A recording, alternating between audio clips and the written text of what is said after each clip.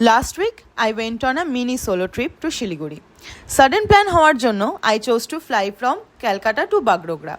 এই ট্রিপটা আমার জন্য অনেক বেশি special cause this was my first time flying alone. Exact 13 years before I flew to Andaman, but সেক্ষেত্রে সব কিছু মা বাবাই করে দিয়েছিল, তাই হিসেব মতন এটাই ফার্স্ট সোলো ফ্লাইং এক্সপিরিয়েন্স বলা যায়। অনেক এক্সাইটমেন্ট আর কিছুটা নার্ভাসনেস নিয়ে পৌঁছে গেলাম এয়ারপোর্ট। প্রথমে একটু চাপ লাগলেও আস্তে আস্তে যখন নিজেই সবটা ফিগার আউট করতে পারলাম তখন নিজেকে খুব ইন্ডিপেন্ডেন্ট ফিল হচ্ছিল।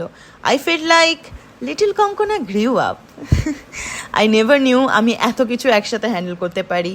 বোর্ডিং পাস কালেক্ট করা থেকে সিকিউরিটি চেক সব কিছু। I don't know what independence looks like, but I felt it somewhere like this.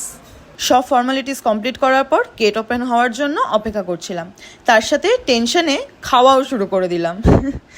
প্লেনে ওঠার আগে চারিদিকটা একটু এক্সপ্লোরও করে নিচ্ছিলাম।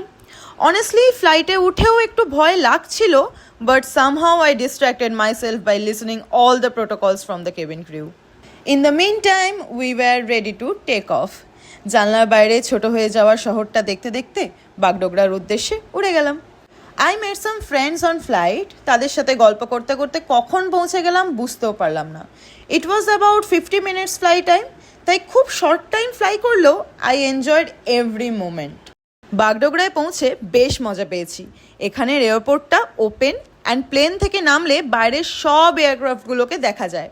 সেগুলোর সামনে নিজেকে লিটারেলি পিঁপড়ের মতন লাগছিল। যাই হোক, এখানে পৌঁছে হোটেলের উদ্দেশ্যে রওনা করলাম। খুব টায়ার্ড থাকার জন্য আজকে আর কোথাও ঘুরতে যাচ্ছি না, হোটেলটা একটু এক্সপ্লোর করব। কিন্তু এই জার্নি তো এখানেই শেষ নয়। So follow me for the rest of this adventure. Thank you.